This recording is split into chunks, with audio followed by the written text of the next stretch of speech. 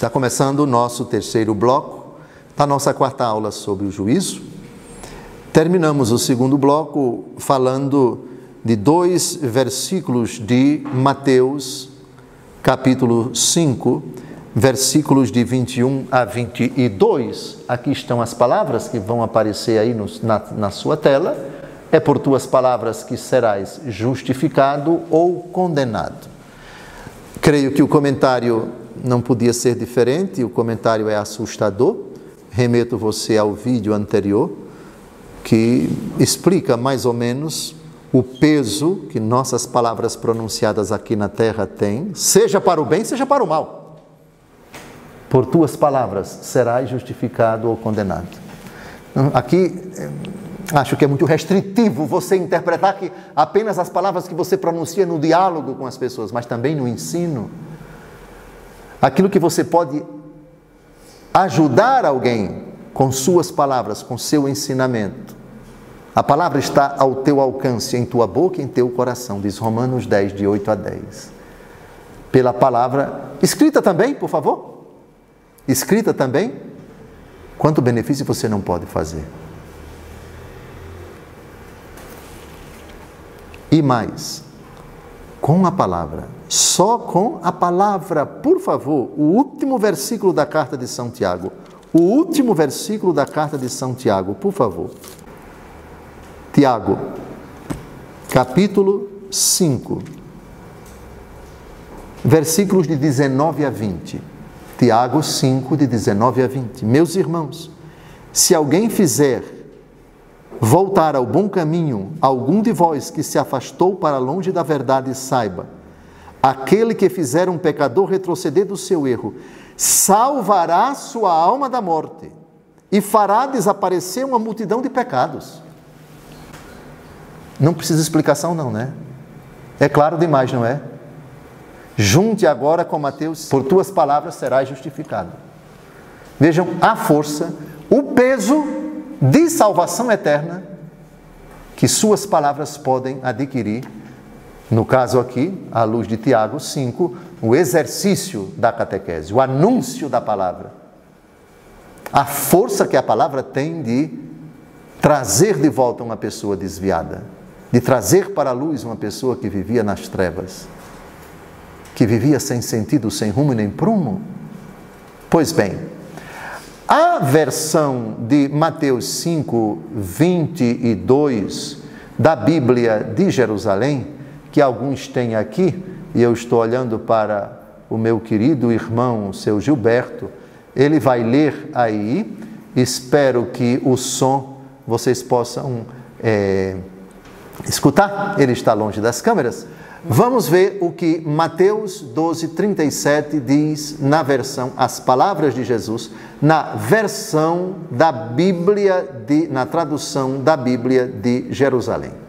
Eu vos digo que toda palavra sem fundamento que os homens disserem darão contas no dia do julgamento.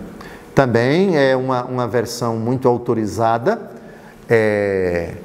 digna de elogios, porque vã e sem fundamento, no frigir dos ovos, são expressões sinônimas. Vã, já explicamos o significado, sem fundamento, ou seja, não se sustenta, não tem base. Diríamos, você afirma sem conhecimento de causa. Me parece que essa tradução abriria a possibilidade também de nós incluirmos aqui determinadas afirmações que poderiam constituir crimes contra a honra. Injúria, calúnia e difamação no nosso ordenamento jurídico brasileiro. Você afirmar uma coisa sem prova. Palavras sem fundamento, para sujar a honra de uma pessoa. Em âmbito jornalístico, pensemos em afirmações levianas, afirmações rasteiras, afirmações injuriosas, caluniosas, detratórias, de rebaixar, de insultar, de atacar, de denegrir, de desmoralizar, de conspurcar, de chafurdar na lama a honra de uma pessoa sem fundamento. De novo, por tuas palavras serás justificado ou condenado.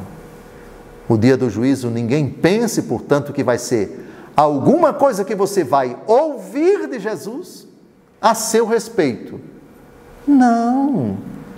Você vai lembrar das palavras que você pronunciou, as boas e as más, e é o estado da sua alma na hora do passamento, se em estado de graça ou se em pecado mortal, que vai definir exatamente se tratará de condenação, de justificação ou de condenação. Por tuas palavras.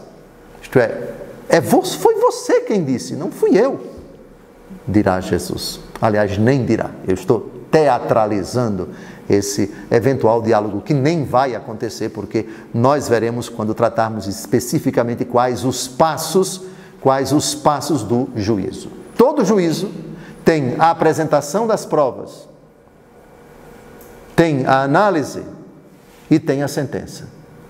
O juízo particular pode-se até, mas bem de longe, dizer que o juízo particular tem esses três momentos. Aliás, a palavra momento nem cabe aqui, porque terminada a nossa aventura terrena, não haverá mais tempo. Então, como é que alguém é julgado fora do tempo? É juízo não mais sujeito ao tempo. É juízo após o tempo. Com a morte, acaba o tempo para quem partiu. Próximo texto. Mateus capítulo 7, versículos de 1 a 5. É o encerramento, o último capítulo de Mateus 5, 6 e 7. São 3 capítulos que constituem o que ordinariamente se chama o Sermão da Montanha. Não julgueis e não sereis julgados, porque do mesmo modo que julgardes, sereis também vós julgados, e com a medida com que tiverdes medido, também vós sereis medidos.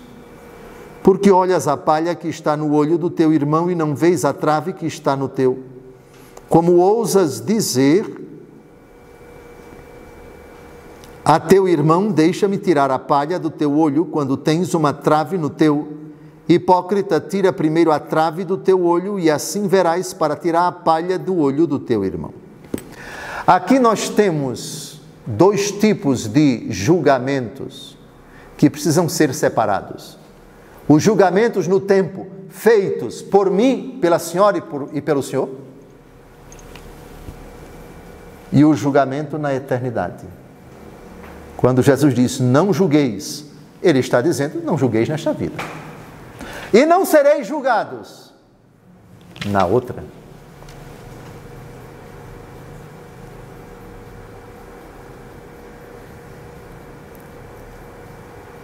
É claro que existem parágrafos, que existem versículos da Bíblia, e esse é um deles, que não excluem a possibilidade de que quem fez um juízo temerário, um juízo pecaminoso sobre alguém, lá no passado, 10, 15, 20 anos atrás, a pessoa nem lembra mais, foi muito maldoso, afirmou uma coisa sem conhecimento de causa, que Deus Todo-Poderoso permita que ainda nesta terra ela sofra, sendo vítima de outros julgamentos. Por isso, fazer o mal, qualquer que seja a modalidade de mal. À luz de Gálatas capítulo 6, versículo 7. O que o homem semeia, isso ele colherá.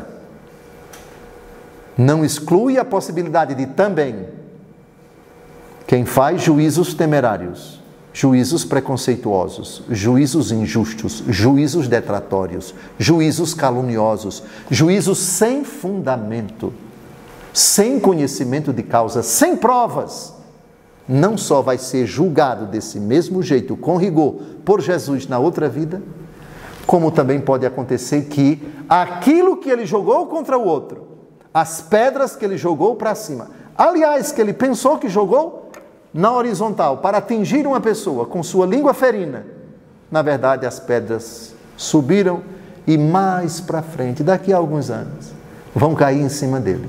Oh meu Deus, porque estou sendo vítima dessa calúnia? Por que inventaram isso contra mim? Ui, ui, ui, ai, ai, ai. Minha senhora está sofrendo por causa disso? Talvez não seria porque no passado a senhora fez a mesma coisa com alguém? Não estou dizendo que quem é vítima é porque necessariamente lá no passado cometeu tal desatino e agora está vindo a rebordosa porque Deus está mandando. Não, só Deus é quem sabe o passado de uma pessoa. De repente, o próprio Jesus Cristo foi vítima de afirmações injustas e ele nunca pecou. Jesus foi vítima dos juízos implacáveis dos seus opositores, escribas, fariseus, herodianos, doutores da lei, etc., mas nunca emitiu no passado um julgamento. Todavia, o que interessa aqui é precisamente isso.